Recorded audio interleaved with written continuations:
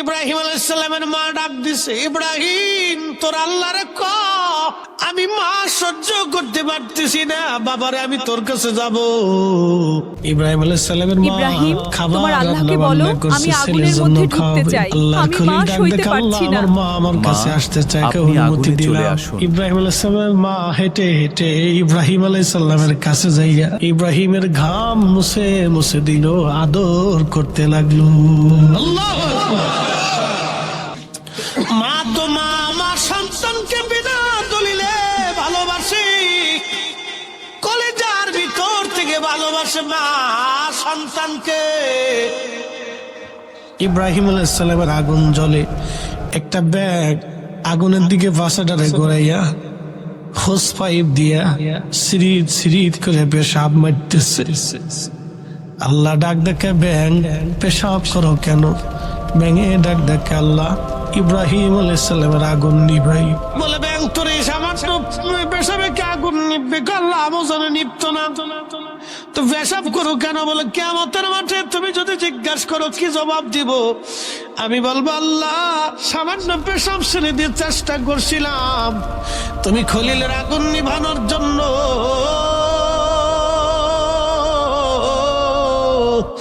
আমরা তো ব্যাঙের তরিকা ধরতে পারি।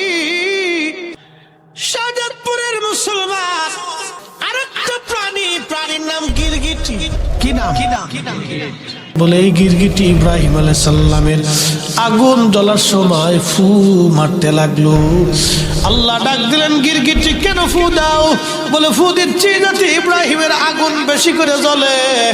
গিরগিটির ফুয়ে আগুন জ্বলবেও না নিভবেও না, কিন্তু আল্লাহর খলিলের বিরুদ্ধে যারা দাঁড়াইছে একটা মাত্র প্রাণী, তার নাম গিরগিটি। নবী বলেন এক গিরগিটি অপরাধ করছে 14 গোষ্ঠী সুদ্ধা মায়ের খাবে, কিয়ামত পর্যন্ত জয় সময় পাবা এই সময় পিটাইবা। একবার জোরে বলবেন কি মারহাবা। 10 বছর পরে জীবনের শেষ হজ করবেন ওমর। তাওয়াক্কালীন সময় সবাইকে বলেন, ইয়ামানের হাজী ছাড়া যারা আছো সবাই বসো, শুধু ইয়ামানি যারা তারা দাঁড়ায় থাকো। সব হাজিরা বসে গেল, শুধু ইয়ামানিরা দাঁড়ায় রইল। ইয়ামানিরা দাঁড়ায় থাকার পরে হযরত ওমর বললেন, ইয়ামানি হাজিরা করনি যারা আছো তারা শুধু দাঁড়াও, বাকিরা বসে পড়ো। করনিদের মধ্যে একজন দাঁড়ায় রইল। বলে তুমি কি কারণী? বলে হ্যাঁ আমি কারণী। বলে হে কারণী, তোমাদের এলাকায় কি ওয়াইস নামে কাউকে তোমরা চিনো? কারণী ডাক ডাকা, সে আমার ভাতিজা, চিনি কিন্তু পাগল। পাগল চিনি কিন্তু পাগল। হযরত ওমরের চোখের কোনা দিয়ে পানি এসে গেল। কেমন পাগল বলবানি? লোকটা ডেকে বলে, ওমর খলিফাতুল মুসলিমিন, সে এমন মজলুম, আমরা তার জন্য একটা ঝুপড়ি ঘর বানাই দিয়েছি। সারাদিন রাত 24 ঘন্টায় ঘরের মধ্যে ইবাদত করে, কোনো মানুষের সঙ্গে কথা বলে না, কারোর সাথে মিশে না, সমাজ কমাজ করে না। সে কোন রকম খেজুরের বিচি টুকায় টুকায় বিক্রি করে করে কোন রকম সংসার চালায়। খেজুরের বিচি বিক্রি করে ওয়াসাল করেনি, খেজুরের বিচি টুকাই টুকাই যা পায় বিক্রি করে 2-1টা খেজুর পায়, কোনদিন খায় কোনদিন না খায়, ওইভাবে ওয়াসাল করেনি দিন কাটায়।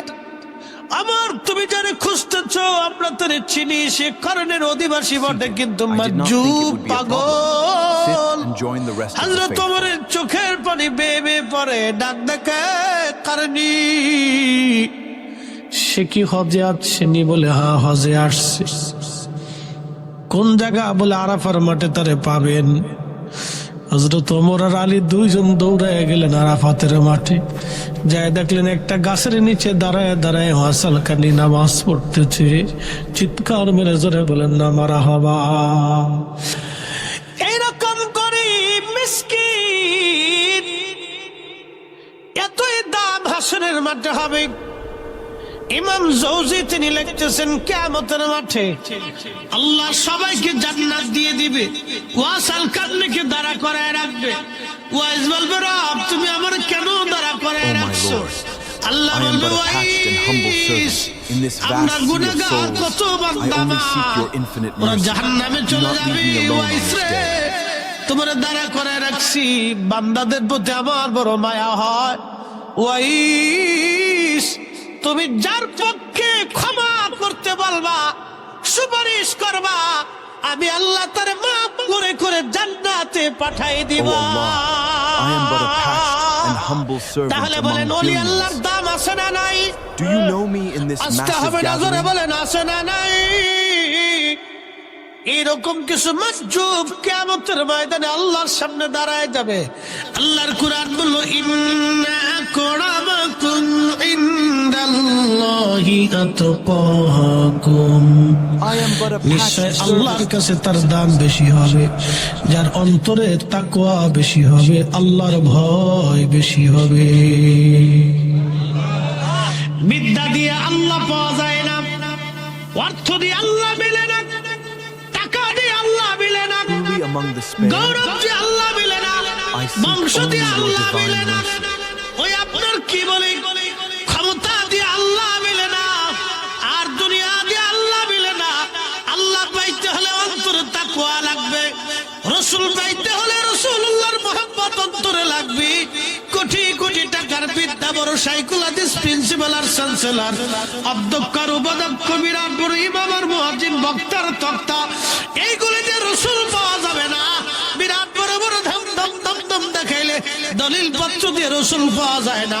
নবী পাইতে হলে বিনা দলিলে ওয়াসাল কারনির মতো নবী ভালোবাসতে হবে, বিনা দলিলে হযরত হামজালার মতো নবীর জন্য জীবন দিতে হবে। কথা বলেন ঠিক না বেঠে? এটার নাম আমরা সুন্নির এই জন্য নবী নবী নবী নবী নবী নবী বলি। ওরা আমাদেরকে বেদাতি বেদাতি বেদাতি বলে, তোর বেদাতির ফতোয়ার গোষ্ঠী কিলাই, নবীর কদম ছাড়া উম্মতের আর নাজাতের রাস্তা না। এটা বেদাতের ফতোয়ার গোষ্ঠী কিলাই, যতদিন বেঁচে থাকবো ততদিন সালাম দিবই, বিনা দলিলে। দলিল লাগবো? আল্লাহর পরে দাম কাক? নবী পাইতে হলে কাকে আগে পাইতে হবে? আল্লাহ পাইতে হলে কাকে পাইতে হবে? বুঝে বুঝছে, সূত্র লাগবে এ স্কোয়ার প্লাস বি স্কোয়ার। সূত্র ছাড়া যতই লাফালাফি করেন অঙ্ক মিলবে না। কলম শেষ হবে, কালি শেষ হবে, খাতাও শেষ হবে, মাগার অঙ্ক মিলত না। সারা জীবন কষতে থাকবে। প্রত্যেক বিদ্যার এক একটা রেজুলেশন আছে, প্রত্যেক শাস্ত্রের রেজুলেশন আছে। আমাদের দেশে যারা ফকিরামি করে, কবিরাজি করে, আছে না ভাই, তাদের কিন্তু একটা শাস্ত্র আছে। ওই শাস্ত্র মোতাবেক না আসলে সে কবিরাজি করতে পারবে। হোমিও চিকিৎসা যারা করে তারও কিন্তু একটা বিদ্যা আছে, তার একটা রেজুলেশন আছে, রুলস আছে। রুলস ছাড়া আপনি হোমিও ওষুধ যতই খান, আপনি ওষুধে কাজ হবে না, বরং মরে যেতে হবে। আপনাকে নিয়ম মাফিক রোগ মাত্রা তাপমাত্রা অনুযায়ী আপনাকে ওষুধ প্রয়োগ করতে হবে। অ্যালোপ্যাথিকের একই অবস্থা। দুনিয়ার ওষুধের শাস্ত্রে যদি আপনার ভুল হইলে আপনার মৃত্যু আসতে পারে, তাহলে তাসাউফের শাস্ত্রে আপনাকে অবশ্যই রেজুলেশন মানতেই হবে। নিজের পীর ও মুর্শিদকে মহব্বত করতে হবে, প্রাধান্য দিতে হবে, ভালোবাসতে হবে, তার কথা মেনে চলতেই হবে। তাহলে আপনি তাসাউফ শিখবেন। কথা কোন ঠিক না? কিছু প্রিয় মুসলমান, খুবই মনোযোগ দেন। শাহাদাত প্রবাসী হযরতে আম্মা জান খাদিজাতুল কুবরা রাদিয়াল্লাহু আনহা তাকায় দেখে নবী আসে, কিন্তু এক খন্ড মেঘ নবীর ছায়া দিতে দিতে আসে। ব্যবসা বুঝাই দিলেন, বিরাট বড় লাভ হয়ে গেল। আম্মা জান খাদিজাতুল কুবরা চিন্তা করলেন সুযোগ হাতছাড়া করা যাবে না, এই সুযোগ আর হাতছাড়া করা যাবে না। এমন ছেলে আর কোনোদিন পাওয়া যাবে না। আম্মা জান শরম লজ্জা ফালাইয়া নবীকে প্রস্তাব দিলেন, ওগো মুহাম্মদ, আমি যদি মনে কিছু না চিন্তা করেন, বাকি জীবনটা আমি আপনার স্ত্রী হিসেবে কাটাই দিতে চাই, আমি আপনার খেদমত করে কাটাইতে চাই, যদি দয়া করে আপনি আমারে কবুল করে নেন।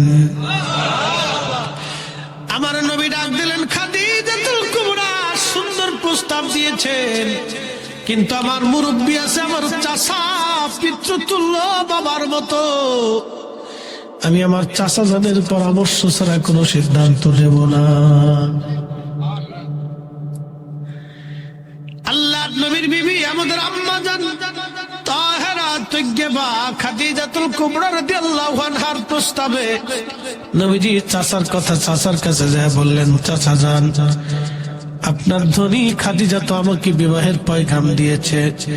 আল্লাহর নবীর চাচা বললেন, মুহাম্মদ আমিন রে, একটু অপেক্ষা করো, আমি চিন্তা করে দেখতে হবে। আবু তালিব আগে জানেন আমারে ভাতিজা আখিরে নবী হবে।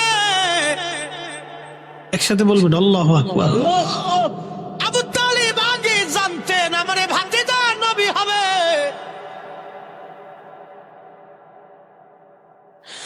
আমারে ভাতিজা নবী হবে আবু তালিব আগে জানতেন।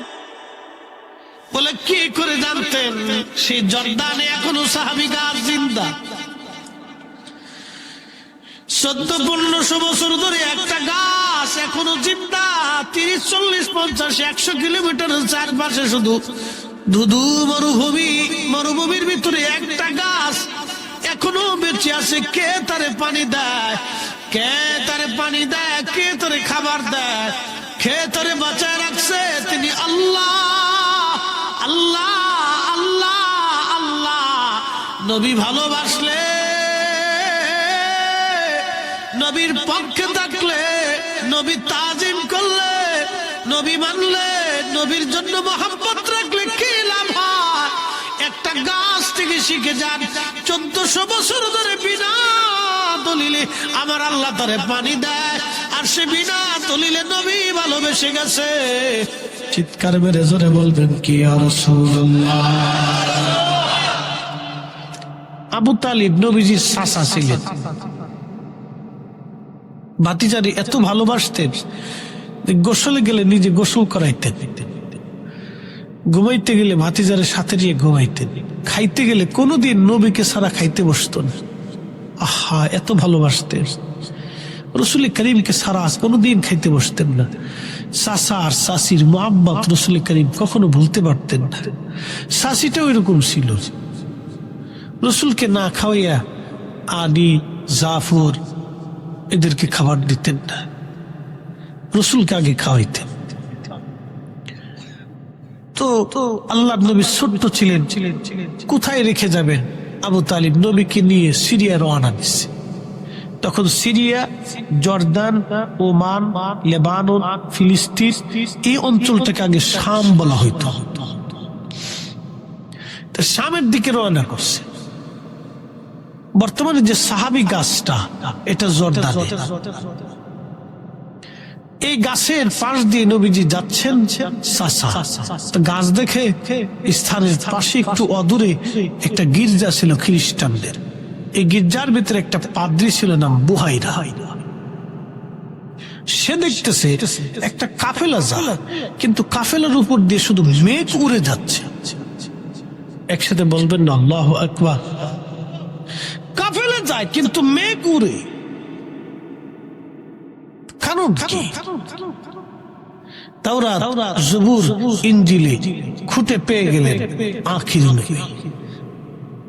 আরো লক্ষ্য করলেন যে কাফেলার তাবু তাবু সব গাছে, ওই গাছের নিচে একটা বালক বসে আছে, আর গাছের সমস্ত ডালগুলি ঝেঁকে ঝেঁকে ঝেঁকে ঝেঁকে যে বালকের মাথার উপরে ছায়া দিয়ে একবারে ঝেঁকে বসে রয়েছে। গাছে নবী চিনছে, কিন্তু ওহাবি নবী চিনে নাই। কপালে থাকলে তো চিনত।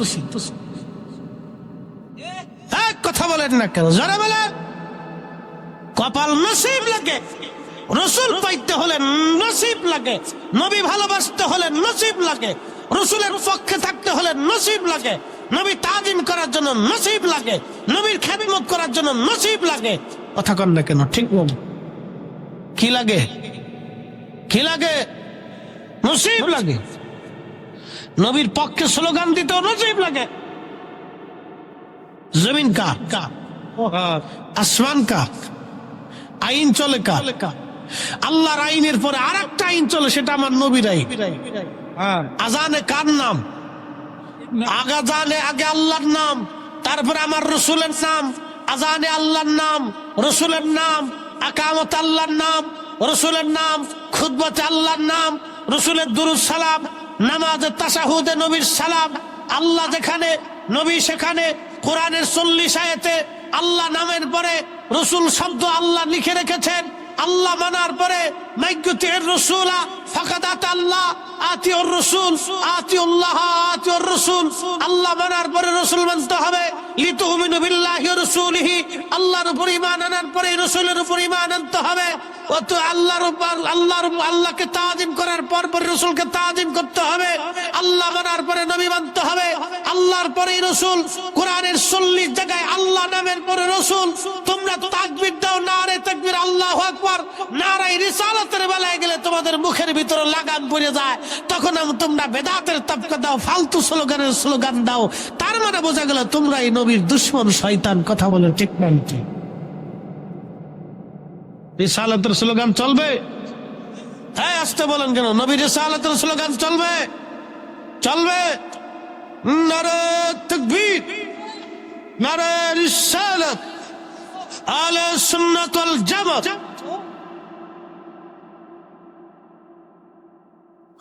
পরিস্থিতিগুলো বুঝতে হবে, এগুলো বুঝতে হবে আমাদেরকে একবার সহজ ভাষায়, জটিল কোনো কিছু না। শাহজাদপুরের মুসলমান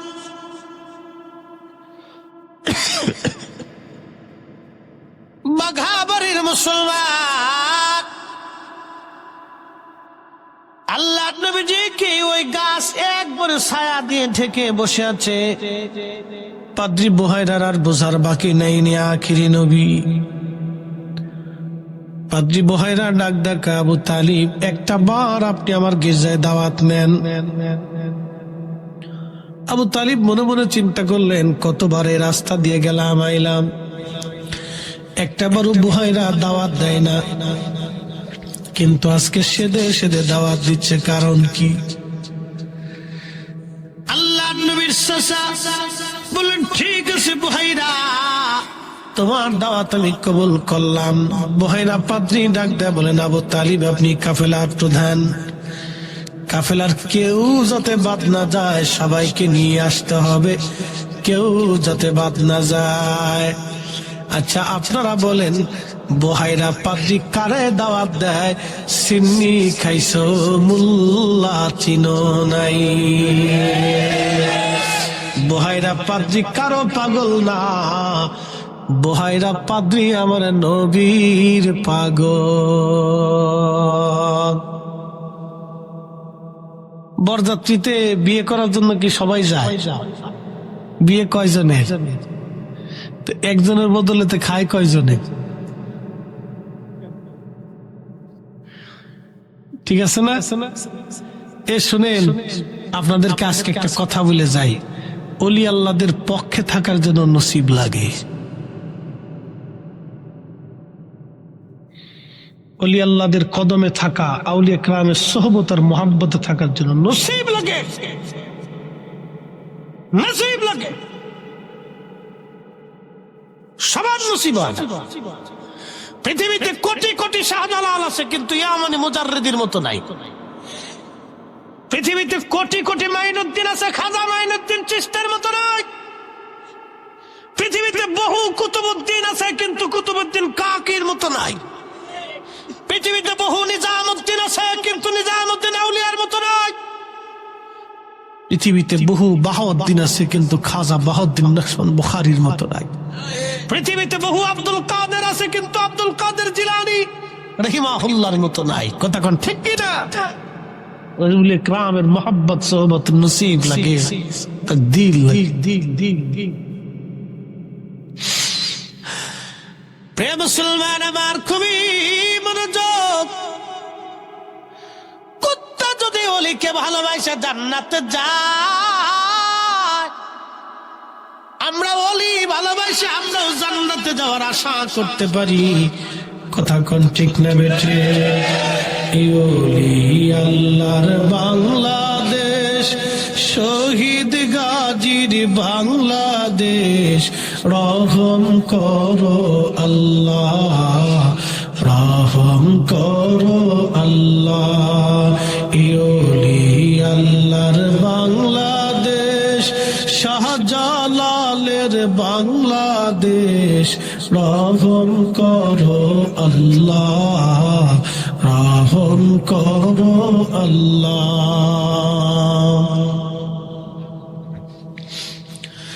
ভাইজান আমার খুবই মনোযোগ দিয়ে শুনিয়া যান, আউলিয়া ইকরামের মুহাম্মদের সোহবত নসিবের দরকার, নসিব লাগে। নসিব সারা ওলিদের পথে মতে কেউ থাকতে পারে না রে বাজার। এই 4-5 দিন ভারতের ইন্ডিয়া সফর করে বুঝতে পারলাম, এর আগে কয়েকবার গিয়েছি, কিন্তু এই তারিখের সফরটা একটু বেশি লম্বা ছিল। একবারে সুদূর ত্রিপুরা মাহফিল করে, ধর্মনগর মাহফিল করে, আবার আপনার ওই যে কি বলে আগরতলায় বিমানবন্দর থেকে আসাম গেলাম। আসাম থেকে আমার নামাইয়া এবছর একটা অভিজ্ঞতা আমার হলো, লোকেরা আমারে ব্রহ্মপুত্র নদের চরে নিয়ে গেল। চর,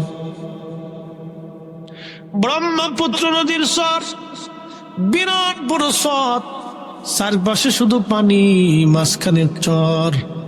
আল্লাহ, এই চরের ভিতরে গরিব মানুষগুলি আমারে অনেক টাকা খরচ করে তারা মাহফিলে নিয়ে গেল।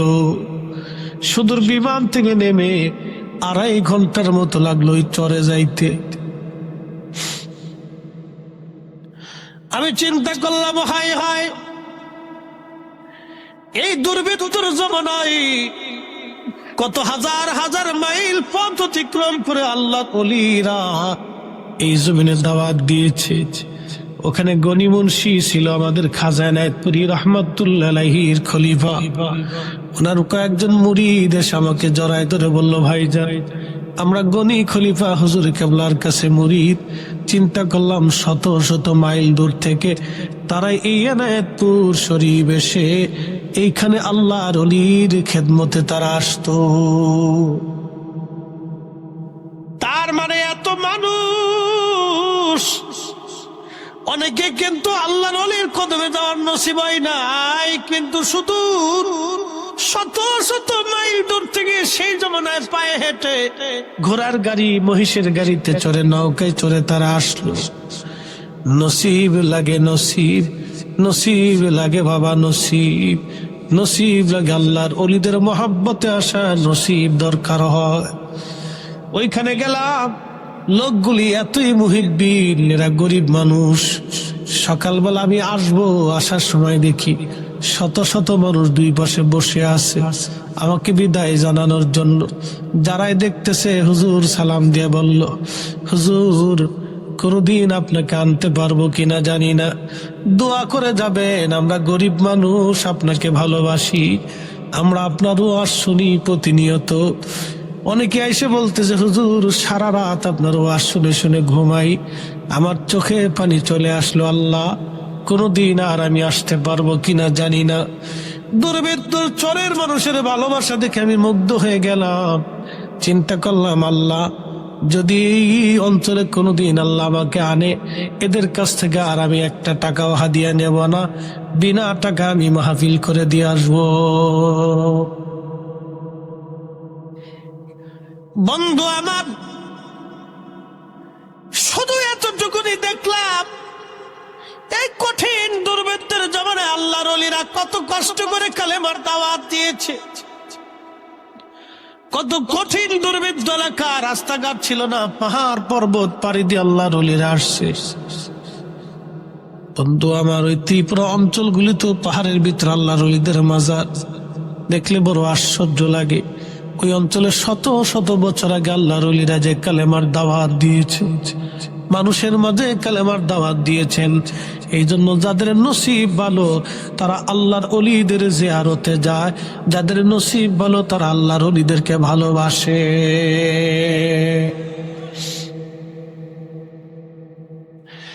আল্লাহ নবী বলেন, আল মারু মা মান আহাব্বা, তুমি যারে ভালোবাসো তার সঙ্গে তোমার হাসর নাচর হবে। মারহাবা বলবেন?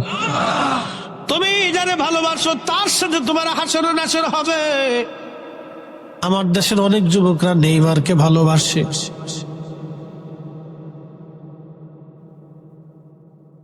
মেসিরে ভালোবাসে, বিয়ে করার আগে 2-3টা বাচ্চার মালিক হয়ে গেছে। বিয়ে করার আগে 2-3টা বাচ্চার মালিক। বলেন হালাল জাদা না হারাম জাদা? কিরে ঘুমাস কে?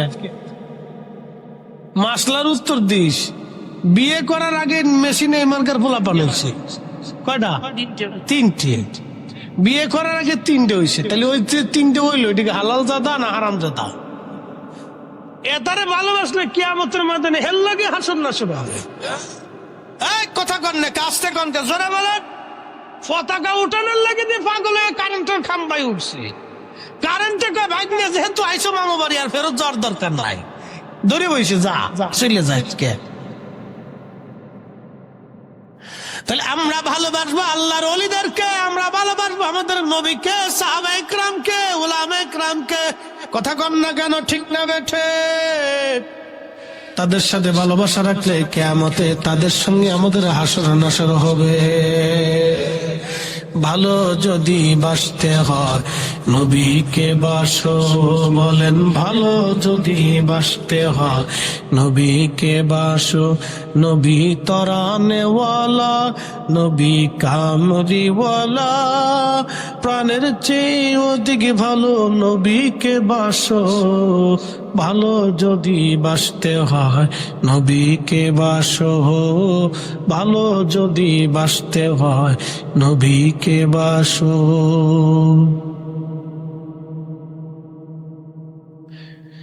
মাঘবাড়ির মুসলমান আম্মাজান খাদিজাতুল কুবরায় প্রস্তাব দেওয়ার পরে নবীজি চলে আসলেন। চলে আসার পরে চাচাদের কাছে বললেন, চাচা যেন প্রস্তাবে রাজি, তবে বললেন মুহাম্মদ রে একটু অপেক্ষা করো, আমার নবী আমার ভাতিজা নবী হবে। তার ওই যে পাদ্রী বুহাইরা তারে দাওয়াত দিয়েছেন। আবু তালিব মনে মনে চিন্তা করলেন, এত বছর আসলাম, বুহাইরা পাদ্রী কোনদিন আমার দাওয়াত দিল না, কিন্তু আজকে কেন দাওয়াত দিল, কারণটা কি? দাওয়াত খাইতে গেছে, আমার নবীরে কাফেলার মধ্যে রেখে গেছে। বহাইরা পাদ্রী দেখে সবাই আছে, কিন্তু আমি যার জন্য আয়োজন করছি সে নাই।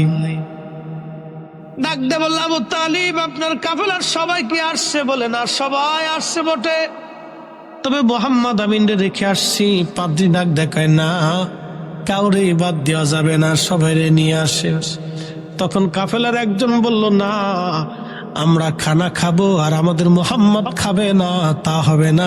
সে দৌড়ায় যে নবীরে কোলে করে নিয়ে আসছে।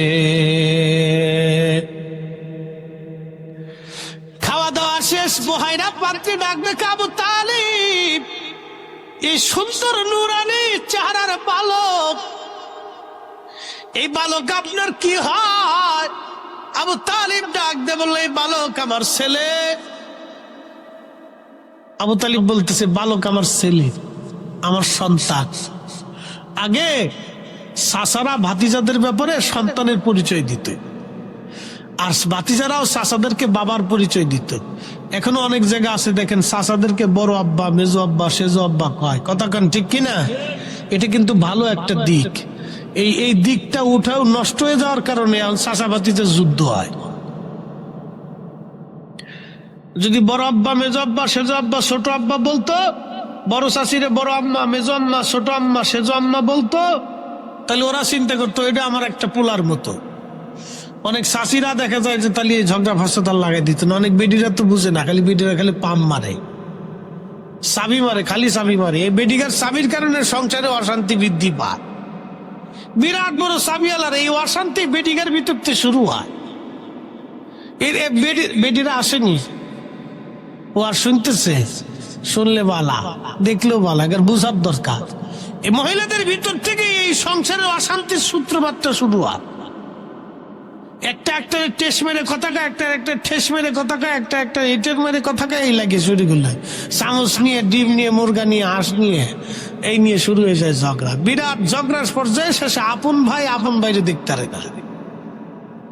সমাজে বিরাট বিশৃঙ্খলা, এরকম ফেতনা ফাসাদ প্রত্যেক পরিবারে এরকম সরাই গেছে। মা বোনদের ওয়াজ শোনার দরকার, ওয়াজ বুঝার দরকার। এরা তো ওয়াজ শুনে না, শুনে টুনে আজকে যার শুনবে না, কালকে স্টার জলসা দেখলি সব শেষ। একবারে মুহূর্তের মতো ওয়াজ আর নাই, ওয়াজ শেষই।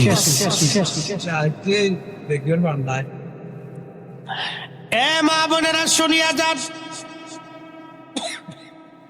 আবু তালিব ডাক দে বলতেছে, বুহাইরা পাদ্রী, এই সন্তানটা তো আমার ছেলে। বুহাইরা পাদ্রীকে আবু তালিব ডাক দে বলতেছে, আমার ছেলে। বুহাইরা ডাক দেখ, আবু তালিব, এই ছেলেটা আপনার ছেলে না, এটা আপনার ভাতিজা। এই ছেলের বাবার নাম আব্দুল্লাহ, মায়ের নাম আমেনা, ছেলের নাম মুহাম্মদ। বলে আপনি কি করে বুঝলেন? বলে তাওরাত জবুর ইনজিলের মধ্যে এভাবেই লেখা। আবু তালিব গোপন কথা বলে দিয়ে যায়, আজকে তুমি দেখছো কিনা জানি না, আমি বুহাইরা দেখছি। তোমার ভাতিজা যেখানে যায়, আকাশের মেঘখণ্ড তোমার ভাতিজারে ছায়া দিতে দিতে যায়। ওই গাছের নিচে তোমার ভাতিজা বইছে, আর আমি দেখছি গাছ ডালপালা ঘুষাইয়া ঘুষাইয়া তোমার ভাতিজা আখিরি নবীর মাথার উপরে ছায়া দিয়েছে। মদিনাতে যারা কোনোদিন গেছেন, মদিনায় দুইটা পাহাড় আছে। একটা পাহাড়ের নাম জাবাল আইর, আর একটা পাহাড়ের নাম জাবালে উহুদ। জাবালে উহুদ নবীরে ভালোবাসতো। নবী বলতেন, আল আবিম মিন আবু আবিল জান্নাহ, এটা জান্নাতের পাহাড়। আর জাবালে আইর নবীর সাথে দুশ্মনী করতো। আল আবিম আবু আবিন নার, এটা জাহান্নামের পাহাড়। আল্লামা শেখ আব্দুল হক মুহাদ্দিস দেহলভী আল-জাযবুল কুলুব ইলা দিয়ারিল মাহবুবের মধ্যে লেখেন, আল্লামা ইমাম সামহুদি আল-ওয়াফাউল ওয়াফার মধ্যে লেখেন, আল্লামা ইমাম সামহুদি আল-ওয়াফাউল ওয়াফার মধ্যে লেখেন, আল্লামা ইমাম ইবনু শিব্বা তারিখ ইবনু শিব্বার মধ্যে তিনি লেখেন, জাবাল আইর আর জাবাল উহুদ, উহুদ নবীরে ভালোবাসতো বিধায় নবী বলতেন জান্নাতের পাহাড়। জাবাল আইর কোনটা চিনে দিয়ে যায় যদি কোনোদিন মদিনায় যান। মদিনার থেকে মক্কায় যারা উমরা বাঁধে, মদিনার থেকে যারা সরাসরি মক্কায় উমরা বাঁধে, উমরার জন্য ইহরাম বাঁধে, জুল হুলাইফা মসজিদের বাম পাশে একটা পাহাড় আছে, এটার নাম জাবাল আইর, এটার নাম জাবালে নার। কারণ কি? হিজরতের দিনে নবীজি এই রাস্তা দিয়ে আসার সময় সব পাহাড় পর্বত, তরু লতা পাতা, জীব জানোয়ার, পাথর পর্যন্ত নবীকে সালাম দিয়েছিল, কিন্তু জাবালে আইর নবীরে সালাম দেয় নাই। এই সালামটা না দেওয়ার কারণে তার নাম হয়েছে জাবালে নার। আবুল হোসেন পালাবা কোথায়? হ্যাঁ, রসুলের সাথে বিয়াদবি করে 16 কোটি বছর ইবাদত করলো, জান্নাত তোমার নসিব হবে না।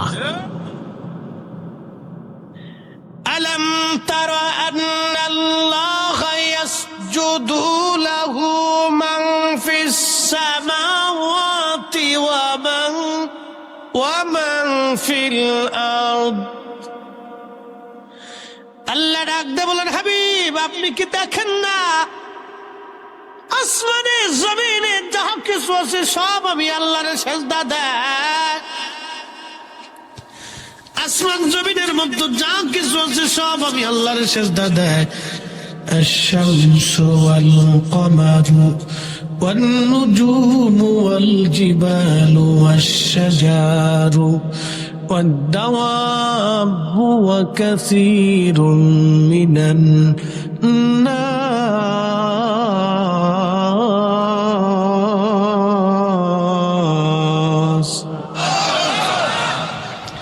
শ্রেষ্ঠ নবী দিলাম রে তরিয়ে নিতে রোজ হাসরে। ঠিক কি না? কষ্ট হইতেছে?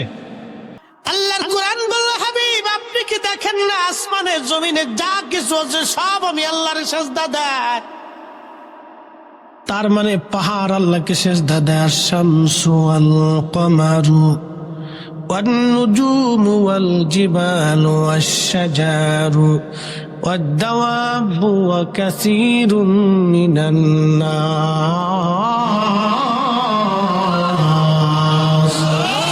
শ্রেষ্ঠ নবী দিলাম রে তরিয়ে নিতে রোজ হাসরে। বলেন শ্রেষ্ঠ নবী দিলাম রে তরিয়ে নিতে রোজ হাসরে। পথ না ভুলি তাই তো দিলে পাক কুরআনের বাণী। খোদা তোমার মেহেরবানি, খোদা তোমার মেহেরবানি। সুন্দর ফুল সুন্দর ফল মিঠা নদীর পানি, খোদা তোমার মেহেরবানি, খোদা তোমার মেহেরবানি। বাহিরা ডাক দেখে আবু তালিব, তাড়াতাড়ি নবী নিয়ে চলে যাও, সিরিয়াতে তুমি থাকবে না, শামে তুমি থাকবে না, তাড়াতাড়ি ভাগো। যদি ইহুদিরা জানে এই বালকের ক্ষতি করার চেষ্টা করবে, মেরে ফেলতে দিতে চাবে, তার মানে ইহুদিরা আজকে থেকে নবীর দুশমন না, ওরা মুসলমানদের আগে থেকেই দুশমন। যার কারণে ফিলিস্তিনে ৭৫ বছর ধরে ওরা দখলদারিত্ব করে, ওরা ছিল রিফিউজি, রোহিঙ্গাদের মতো জায়গা দেওয়া হয়েছিল। আজকে জায়গা পায়া জায়গা দখল করতে করতে করতে করতে পশ্চিমা বিশ্ব তারা কিন্তু মুসলমানদের বিরাট বড় দুশমন। এই কথা কর না কা,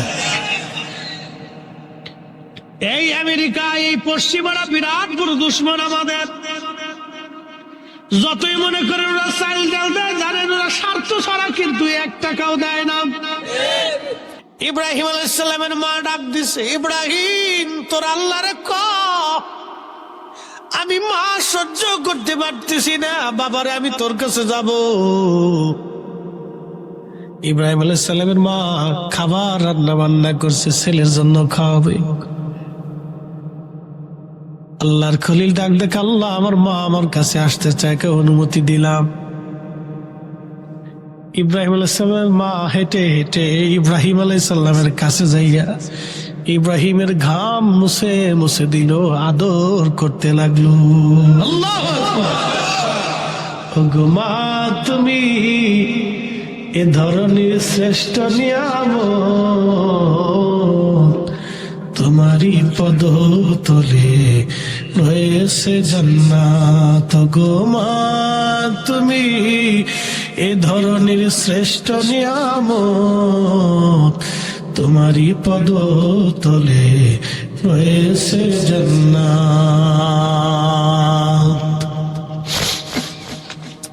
মা তো মা আমার সন্তানকে বিনা দলিলে ভালোবাসি, কলেজার ভিতর থেকে ভালোবাসে মা সন্তানকে।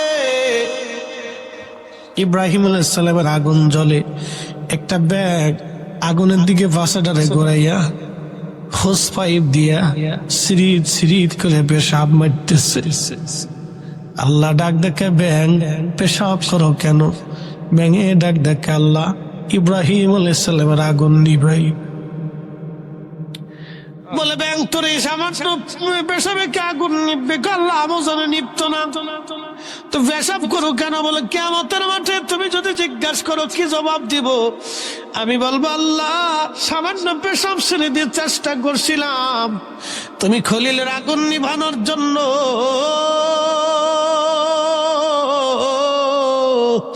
আমরাও তো ব্যাঙের তরিকা ধরতে পারি। শাহজাদপুরের মুসলমান আরেকটা প্রাণীর নাম গিরগিটি। কি নাম?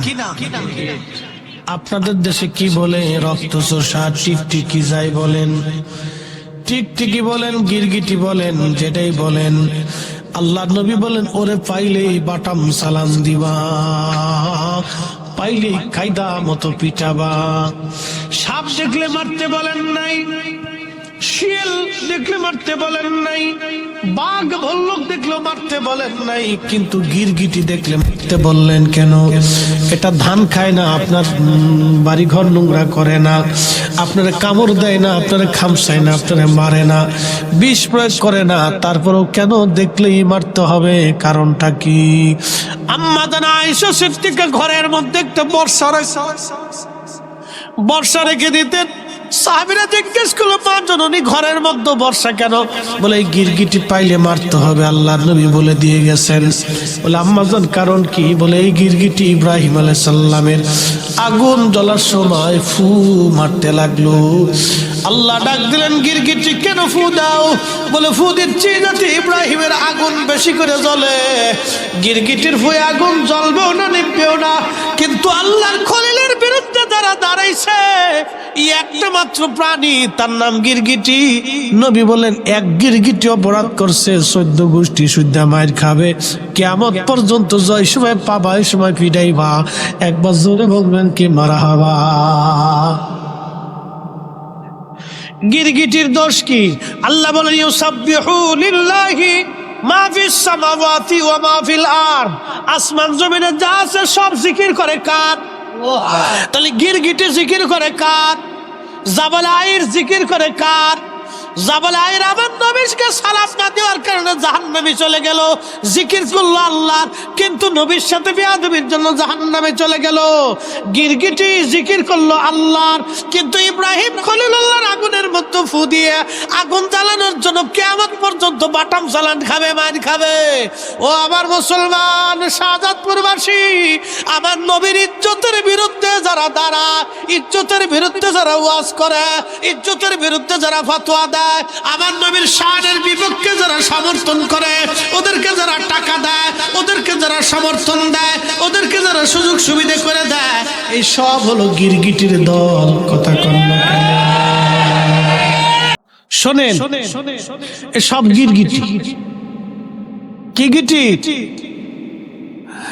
এই সব গিরগিটি, গিরগিটি, গিরগিটি, গিরগিটি।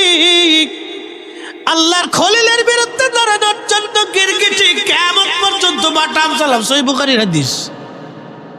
একসাথে বলবেন আল্লাহু আকবার।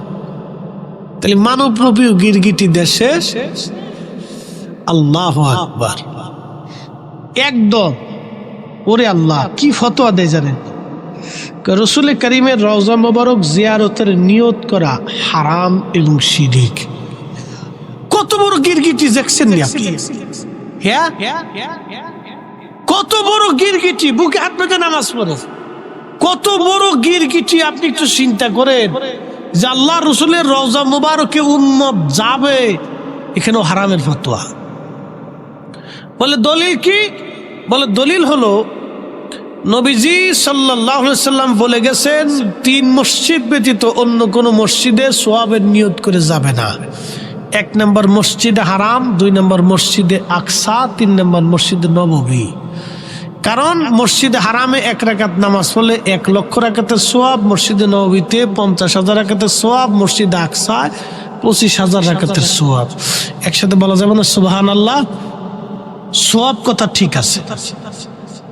এই 3 মসজিদের 3 কোয়ালিটির সব। আর একটা আছে মসজিদে কুবা।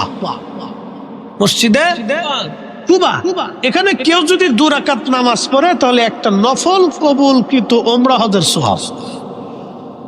এই 4 মসজিদে শুধু নেকি, কয় মসজিদ? 4 মসজিদে নেকি। মসজিদে কুবাতে কেউ যদি 2 রাকাত নামাজ পড়ে, মসজিদে কুবা আর একবার দরজার উপরে ইবনে মাজার সহিহ হাদিসটা লেখা আছে, আল্লাহ রাসূল বলেন তাহলে তার আমলনামাতে একটা কবুল ওমরা হজের নেকি আল্লাহ লিখে দেয়। তাহলে 4 মসজিদে হলো নেকির উদ্দেশ্যে যাওয়া যায়, বাকি কোন মসজিদে নেকির উদ্দেশ্যে যেহেতু মসজিদে নববীতে, অতএব তোমরা নবীজির রওজা জিয়ারতের নিয়ত করবা না, মসজিদে নববীতে নামাজের নিয়ত করে যাবা। রওজা নিয়ত জিয়ারতের নিয়ত করে যাওয়া হারাম এবং শিরক। পুরো সর্বনাশ। আগে আপনাকে সওয়াব দেখাইছি, পরে আপনার হারাম আর শিরকের বেদাতের ভয় দেখাইছি। এই ভয় দেখে এই সওয়াবের কথা শুনে আমার দেশের বহু পাগল ওই দলের মুরিদ হইছে। এসব একটা গিরগিটির জাত। এই ঠিক আসতে গেলে ঠিক কোনো জোরে করতে হবে, জোরে বলে। এই সব গিরগিটির জাত। ওরা যারা ফতোয়া দিছে এটাও গিরগিটি, ওদের কথা যারা শুনে যারা আমল করছে এটাও গিরগিটি।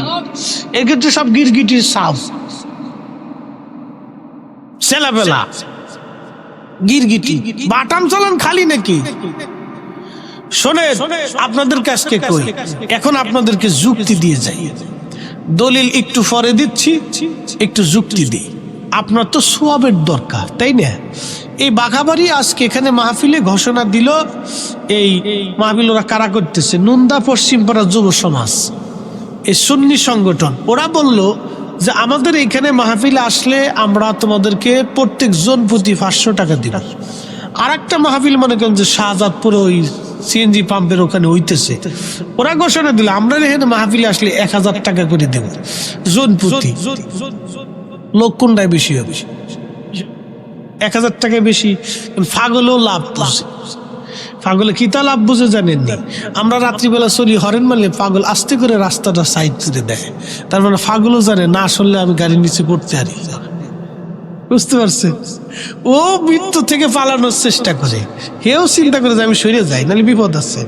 তো বুঝে নেবা, তো পাগলেও লাভ খুঁজে। বহু পাগল আছে দেখবেন টাকা ছাড়া আর কিচ্ছু বুঝে না, টাকা দিয়ে যা, দে টাকা।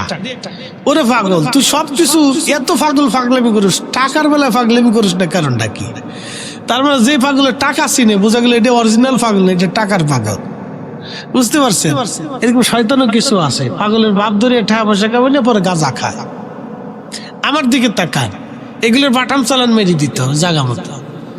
পাগলের পাগলামি ছুটে ফেলতে, পাগল বাইরে ওর পাগলের পাগলামি ছুটিত, এটা শয়তান, এগুলো গাঁজা খাইতে। আচ্ছা আমার দিকে শোনেন তো, মনোযোগ দেন। তাহলে ওই জায়গার সব লোক গেল, কারণ কি? ওখানে গেলে 1000 টাকা 500 টাকা বেশি। আপনার যদি নেকের দরকার হয়, আজ থেকে 500 বছর আগে মদিনার থেকে মানুষ হাইটে যেত, মক্কা থেকে 400 মাইল দূরে হাইটে যাওয়া বাড়ির কাছে কষ্ট না, অনেক কষ্ট। কি কথা কর না কে? আচ্ছা 400 500 600 800 1000 বছর আগের মুসলমানরা মক্কায় হজ করে মদিনা হাইটে হাইটে যাইতো, এত কষ্ট করে রোদ্রে পুড়িয়ে, আহা কত কষ্ট করে তারা মদিনাতে গেছে। যদি তারা সোয়াবের নিয়ত করে যাইতো, সোয়াবই দরকার ছিল, তাহলে মক্কাতে 1 রাকাত নামাজ পড়লে 1 লক্ষ রাকাতের সোয়াব। সোয়াব দরকার হলে তো মক্কায় বসে বসে সোয়াব পায়, তো মদিনায় যাওয়ার দরকারটা কি? কথা কর না কে? সোয়াব যদি দরকার হয়, হাইটে হাইটে 400 মাইল দূরে মদিনায় যাবো কি জন্য? মক্কায় তো 1 লক্ষ রাকাতের সোয়াব পাইতেছে। তার মানে আশিক রাসূলরা মদিনাতে সোয়াবের আশায় যাইতো না, আবার রাসূলের আশায় যাইতো। কি কথা কর না কে? ওরা আজকে যারা বেদাত আর শিরকের ভয় দেখাইতেছে, সব গিরগিটির দল।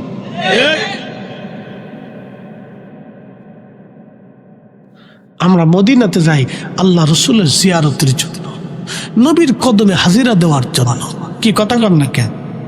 মসজিদে নববী দিয়ে কি নবী না নবী দিয়ে মসজিদে নববী? নবী যদি ওইখানে না ঘুমাইয়া বাংলাদেশে বাইতুল মোকাররমের পাশে ঘুমাইতো, তাহলে আমরা জীবনে টাকা খরচা করে মদিনায় যাইতাম না, আমরা সব বাইতুল মোকাররমে দৌড়াইতাম।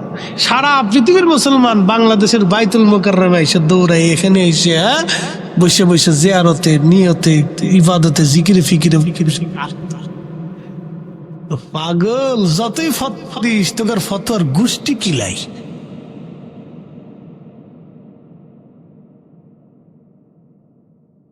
এরকম গিরগিটি বাংলাদেশে বইরে দিতেছে দিন দিন। আমার দেশে শিক্ষিত কিছু মানুষ আগামাতা কিচ্ছু বোঝে না, ওরা মনে করে বাপরে বাপ শাইখে মাদানি মদিনার থেকে পড়ে এসে কত বড় শিক্ষিত। আরে শয়তানের চেয়ে শিক্ষিত কিরা ছিল? বুখারি কো, বুখারি চলে গেছে নাকি? কো কো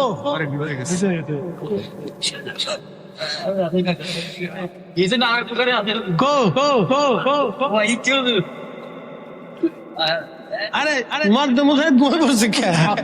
জাতি ঘুমাই পড়লে তো সব ঘুমাই পড়বো। বয়স হয়ে গেছে, আর কত জীবনে বহু তাকবীর দিচ্ছে। এরকম কিছু পাগল আছে। আল্লাহু আকবার। বান্দার কোন ইবাদত আল্লাহর কাছে পছন্দ হবে কে বলতে পারে না। তবে একটা কথা মনে রাখবেন, রসুলের মোহাব্বতেরটা আল্লাহ কখনো মাহরুম করে না। কাউকে করে নাই, কাউকে করে নাই আল্লাহ। একটা গাছ উস্তুনে হান্নানের করে নাই, একটা আপনার ওই যে পশু উট কাসুয়াকে আল্লাহ মাহরুম করে নাই। একটা গাছ নবীকে ছায়া দিয়েছিল 1450 বছর ধরে, আল্লাহ তার পানি দিয়ে এখনো জিন্দা করে আমার রসুলের প্রেম দেখানোর জন্য জিন্দা করে রাখছে। তারপরে যদি এই উম্মতের বুঝ না আসে, তাহলে এর মতো বদনসিব বদকবালিয়া পৃথিবীতে আর কারো হতে পারে না। কথা কর না কেন? কারো হতে পারে না, কারো হতে পারে না। হে রাসূল তোমায় ভালোবাসি,